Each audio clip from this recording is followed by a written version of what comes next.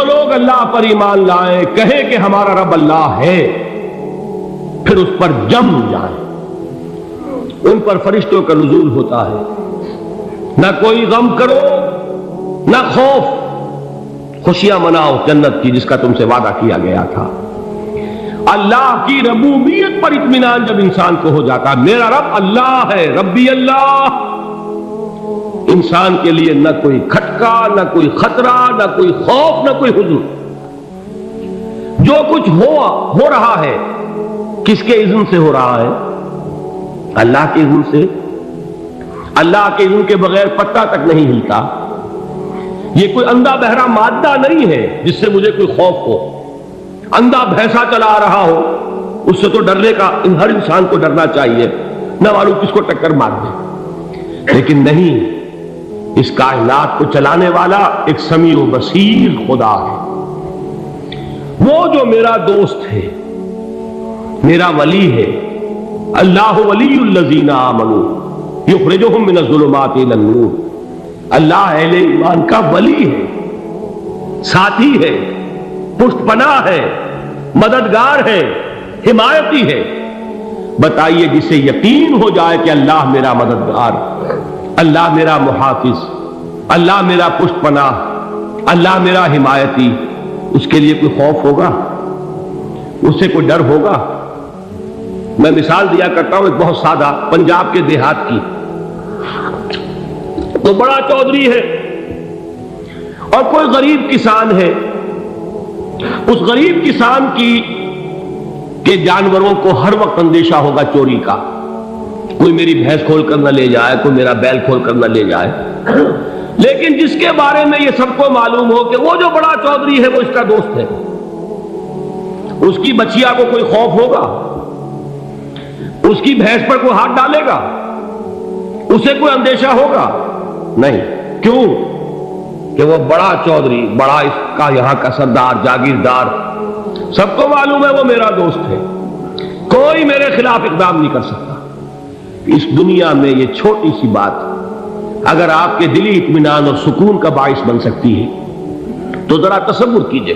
میں لفظ تصور استعمال کروں گا صرف اس لیے کہ اس کا ہم جس کو کہتے ہیں ادراک اور شعور کر نہیں سکتے، اگر کے ساتھ کر سکتے۔ اگر یقین ہو کہ اللہ میرا مددگار اور یقین ہو کہ اللہ ہر آن میرے ساتھ ہے، پھر کوئی خوف؟ کس کا خوف؟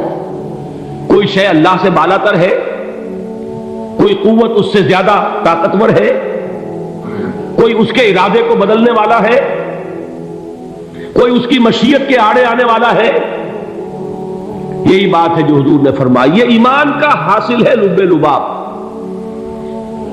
کہ دیکھو اچھی طرح اس بات کو ذہن نشین کر لو، اگر تمام انسان مل کر تمہیں کوئی نقصان پہنچانا چاہے نہیں پہنچا سکتے، مگر جو کچھ اللہ نے لکھ دیا ہو، اور تمام انسان مل کر تمہیں کوئی نفع پہنچانا چاہے نہیں پہنچا سکتے، مگر وہ شے جو اللہ نے طے کر دی۔ آپ پھر میں کہوں گا ذرا طاری کیجئے، اسے فرض کیجئے، اسے سوچئے، اگر اس حدیث پر ہمارا دل ٹھکا ہوا ہو تو کسی سے ڈر ہوگا؟ یہ مجھے نقصان نہ پہنچا دے، یہ میری رپورٹ خراب نہ کر دے، یہ میری انکریمنٹ نہ رکوا دے، یہ میرا یہ نہ بگاڑ دے، یہ میرے یہ نقصان نہ پہنچا دے، اس کا ڈر، اس کا ڈر، اس کا خوف، اس کی خوشامد، اس کے لیے جا کر طرح طرح سے اپنی عزت نفس کو ذلیل کروانا اس کے سامنے۔ یہ سب کچھ کیوں کرتا ہے انسان؟ جب سمجھتا ہے کہ اس کے ہاتھ میں میرا کوئی نفع ہے، اس کے ہاتھ میں میرے لیے کوئی ضرر ہے، یہ مجھے کوئی غضب پہنچا سکتا ہے، یہ مجھے کوئی نقصان پہنچا سکتا ہے، یہ میرا کوئی کام بنا سکتا ہے، یہ میری کوئی ضرورت پوری کر سکتا ہے، اسی کا نام شرک ہے۔ جہاں آپ نے یہ سمجھا کہ غیر اللہ کے اندر کوئی طاقت موجود ہے، وہی شرک ہے۔ بتوں سے تجھ کو امید خدا سے نو امیدی، مجھے بتا تو صحیح اور کافری کیا ہے؟ شرک تو یہ ہے جس پر بھی تمہیں یہ خیال ہے، کلمہ ہے یہ کلمہ سوم، لا حول ولا قوت الا باللہ، ذرا اس پر دل کو کبھی اگر آپ تصور کریں، پھر فرض کریں، دل ٹھک جائے اس پر، کوئی طاقت نہیں۔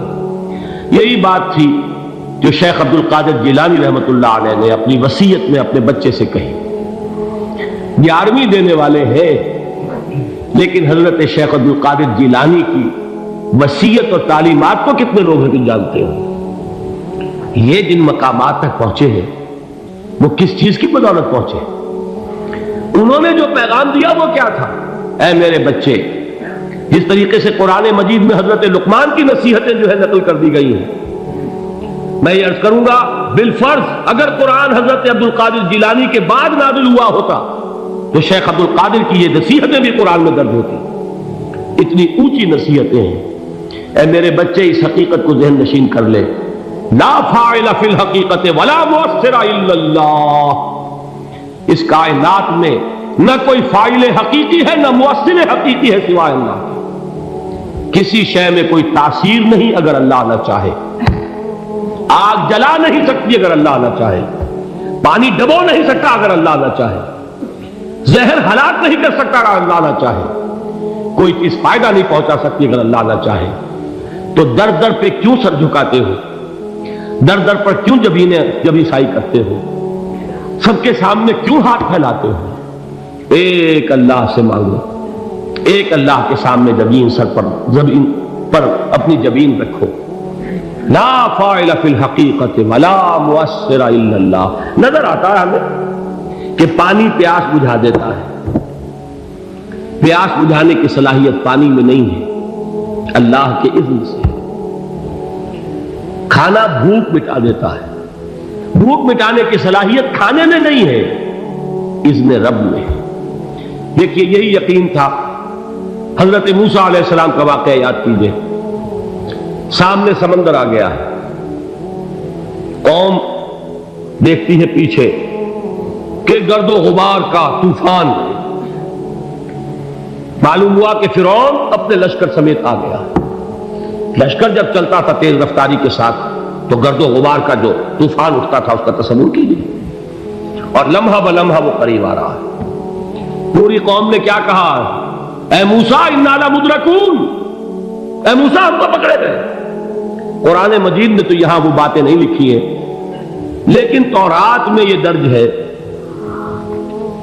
کہ بنی اسرائیل جھگڑنے لگے، دست و گریبان ہو گئے موسیٰ کے ساتھ. موسیٰ نے یہاں مروایا لا کر، اس سے تو ہم ہی بہتر تھے. وہاں کھانے کو ملتا تھا، زندگی تو تھی، بیگار ہم کر رہے تھے، موت تو نہیں تھی.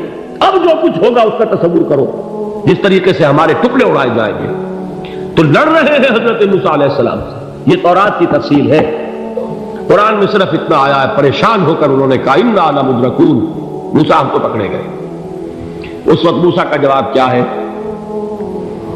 کلا ان معی ربی سیہدین. نہیں، میرے ساتھ میرا رب ہے، وہ راستہ دے گا. بتائیے کہاں راستہ نظر آ رہا ہے؟ یہ ہے ایمان بالغیب. راستہ نظر نہ آئے تب اللہ پر یقین ایمان ہے. جیب میں پیسے ہوں اور تب دل کو اطمینان ہے تو ایمان کس پر ہوا؟ پیسے پر، اللہ پر نہیں. جب وسائل و ذرائع نہ ہو اور پھر یقین ہو کہ اللہ مسبب الاسباب ہے، وہ اسباب کا پابند نہیں ہے، وہ اسباب کا محتاج نہیں ہے، اسباب اس کے محتاج ہے. اگر یہ یقین ہے تو اللہ پر ایمان ہے. یہ نہیں ہے تو تمہارا ایمان اسباب پر ہے، وسائل پر ہے، ذرائع پر ہے، مادیات پر ہے، اللہ پر نہیں. اس وقت کہاں راستہ تھا؟ کوئی راستہ تھا؟ سمندر ہے اور ادھر سے لشکر آ گیا ہے. کلا ان معی ربی سیہدین. اب دیکھیے ایمان کہہ دینا آسان ہے، ہوا معکم اینما کنتم، جہاں کہیں بھی تم ہوتے ہو اللہ تمہارے ساتھ ہوتا ہے. لیکن اس کا یقین قائم ہو جائے تو زمین و آسمان کا فرق واقع ہو جائے. یہی بات ہوئی حضور کے ساتھ. غار ہے، چھپے ہوئے ہیں محمد رسول اللہ اور آپ کے وہ یار غار ابو بکر صدیق رضی اللہ تعالی عنہ. اقبال نے حضرت ابو بکر کی شان میں چند اشعار کہیں صرف، لیکن واقعہ یہ ہے کہ بھاری بھاری نظموں پر اور قصیدوں پر بھاری ہے. طویل ترین نظمیں اور قصیدے ہوں ان پر بھاری ہے. ہمتیں ابو بکر کی ہمت جو ہے کشت ملت را چو ابر، جیسے بارش سے کھیتی اپجتی ہے، ابو بکر کی ہمت اور عزیمت اس امت کو اسی طرح سینچنے والی ہے۔ ثانیے اسلام و غار و بدر و قبر، وہ دوسرے تھے اسلام میں، دوسرے پہلے کون تھے؟ انا اول المومنین، حضور کی بات ہے، سب سے پہلا ایمان لانے والا میں، دوسرے ابو بکر۔ ویسے ہمارے ہاں یہ چلتا ہے اختلاف، حضرت علی پہلے ہیں کہ حضرت ابو بکر پہلے ہیں، لیکن اس میں بڑی خوبصورت تطبیق قائم کی ہے علماء نے، اور بہت صحیح ہے۔ چار کے بارے میں فیصلہ ہی مت کرو کہ کون پہلے، ان کی ایک عجیب تقسیم کر دی ہے۔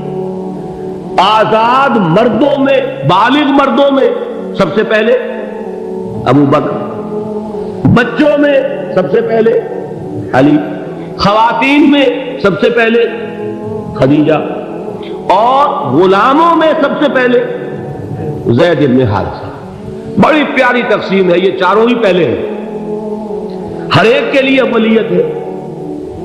اور واقعہ یہ ہے کہ اگر زمانی اعتبار سے تعین ہوگا تو پہلے خدیجۃ الکبریٰ آئیں گی رضی اللہ تعالی عنہ، کسی اور سے بات کرنے کی نوبت بعد میں آ سکتی ہے، پہلے تو اہلیہ محترمہ سے بات ہوئی، آتے ہی پہلی وحی ہوئی ہے، ابھی تبلیغ کا حکم نہیں تھا، کس کو بتایا واقعہ؟ ابھی اپنی نبوت کی تبلیغ کا تو حکم ہی نہیں آیا، واقعہ کس کا ہے؟ وہ خدیجہ کا ہے۔ جب کہا ہے کہ خشیت علی نفسی، مجھے اپنی جان کا اندیشہ ہے، تو کیا جواب دیا خدیجہ نے رضی اللہ تعالی عنہا؟ وہ صدیقۃ الکبریٰ ہے، صدیقات جو ہے خواتین ان میں چوٹی پر خدیجۃ الکبریٰ ہے رضی اللہ تعالی عنہا، اور صدیق جو مرد ہیں ان میں صدیق اکبر ہے ابو بکر صدیق رضی اللہ تعالی عنہ، لیکن صدیقات میں چوٹی پر۔ جب حضور نے فرمایا خشیت علی نفسی، کیا فرمایا، کیا عرض کیا، کیسے تسلی دی؟ نہیں نہیں، اللہ آپ کو ضائع نہیں کرے گا، آپ غریبوں کے ہمدرد ہیں، آپ مساکین کے تکالیف رفع کرنے والے ہیں، آپ بیواؤں کی سرپرستی کرتے ہیں، آپ مسافروں کی خدمت کرتے ہیں، اللہ آپ کو ضائع نہیں کرے گا، یہ یقین ہے اس خاتون کے اندر۔ خیر وہ ایک علیحدہ بات ہو جائے گی۔ میرے دل پر حضرت خدیجہ رضی اللہ تعالیٰ عنہ کی شخصیت کا بڑا گہرا نقش ہے، جو وہ کوئی اور ہی وقت اور موقع ہوا تو بیان ہوگا۔ بہرحال اقبال نے ایک مصرے میں جو چار اولیتیں جمع کر دی ہیں، ہمت او کشت امت را چو ابر، ثانی اسلام و غار و بدر و قبر۔ اسلام میں حضور کے بعد پہلے کون؟ ابو بکر۔ غار میں حضور کے ساتھ کون؟ ابو بکر۔ بدر کی رات اللہ کا رسول سرب سجود، وہ جھاڑ، وہ گھاس پھوس کی جو جھوپڑی بنائی گئی تھی، اور وہاں تلوار ننگی لے کر پہرا دینے والا کون؟ ابو بکر۔ اور اس حجرہ عائشہ میں محمد کے بعد سب سے پہلے دفن ہونے والا کون؟ ابو بکر رضی اللہ تعالی عنہ صلی اللہ علیہ وسلم۔ وہ جو معاملہ میں سنا رہا تھا غار ثور کا، حضرت ابو بکر بھی حضور کے خیال سے لرز گئے ہیں۔